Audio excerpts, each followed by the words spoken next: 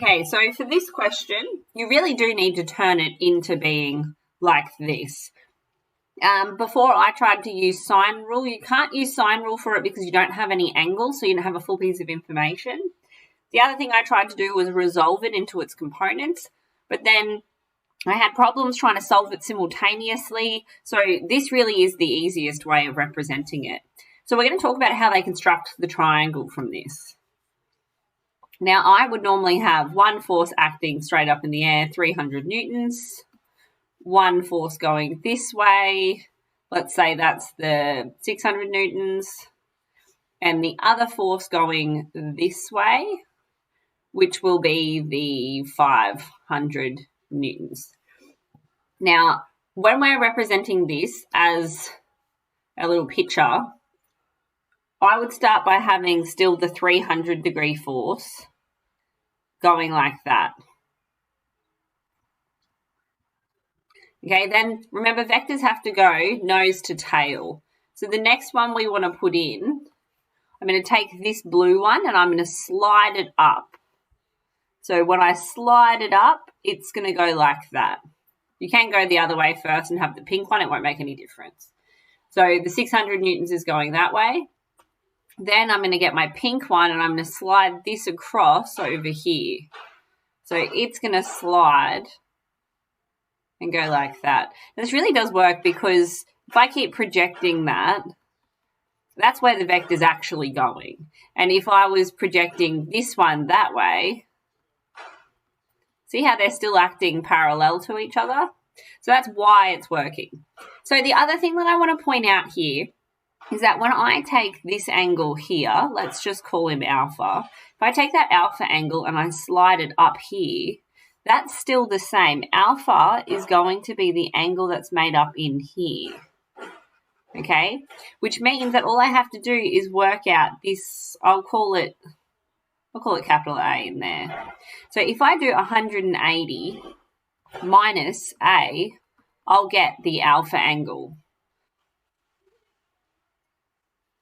And to determine the forces, so I have to label these A, B, and C. So A, B, C. I want this one in here.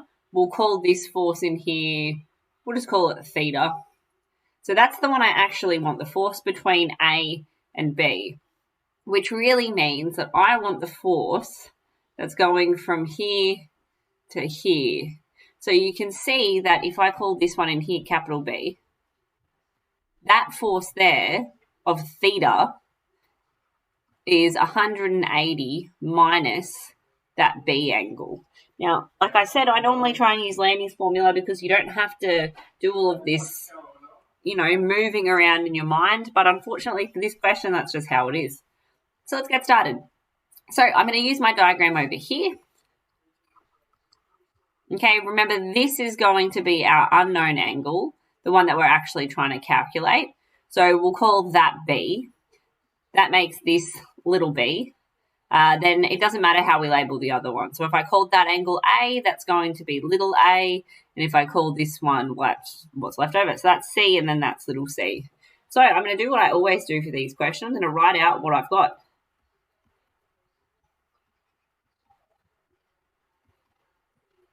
So A is 500, B is 600, and C is 300. And then this angle is the one that we're trying to find. So that means we're using cosine rule. So cosine rule is, now it's normally A squared plus, A squared is equal to B squared plus C squared minus 2BC cos the angle. Now here, A isn't the one we're trying to find, that's B. So in my formula, when I make that a B squared, the other letters just change around it. Instead of having a B, I'll just have an A. Now this is one of the formulas that you don't get because we've been using this formula since grade 10. So you really need to just take some steps to commit this and the sine rule to memory. Okay, now I've done that, I'm going to start throwing it in and working out some values. So 600 squared is equal to 500 squared plus 300 squared minus 2 times 500 times 300 cos of B. Now I need to rearrange. The rearranging is where people make the most mistakes. Now, if it's tech active, you grab your calculator and you use solve. Or you can use solve n. Okay, experiment with both so you can see which one is better in this situation. Because solve n is going to give you a whole range of values. The other thing that you need to be careful about is whether or not your calculator is in radians or degrees. Now, normally when we're using cosine rule and stuff, we get an answer that comes back to you in degrees. But if you do get an answer in radians, that's fine. Just state that it is a radian. Okay, otherwise, if it's degree, make sure you put your degree symbol in because degrees are not the standard. Radians are the standard. Okay, if we needed to rearrange this by hand, I would do the 600 squared minus the 500 squared minus the 300 squared, all divided. So these two will come across first because they're both adding. If I think about the steps I would take, I would condense that down to be a single number. Okay, and then all of this is multiplying that. So this is going to come across as the denominator of this fraction.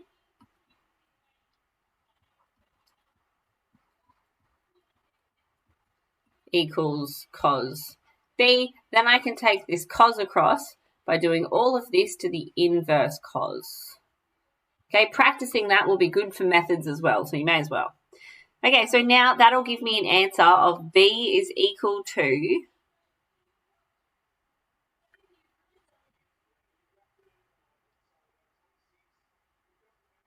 93.8 degrees. Okay, or something like that probably, because actually, can it do that? Yes, it can. Yes. Okay, so from there, what I want to do is I want to work out the angle that it's making over here, because that is the theta that we actually want to work out. So theta is equal to 180 minus 93.8, which is going to give you 86.2 degrees. Now, technically answering in radians isn't incorrect here because they haven't given you anything about whether it should be a radian or a degree. Just make sure you state it.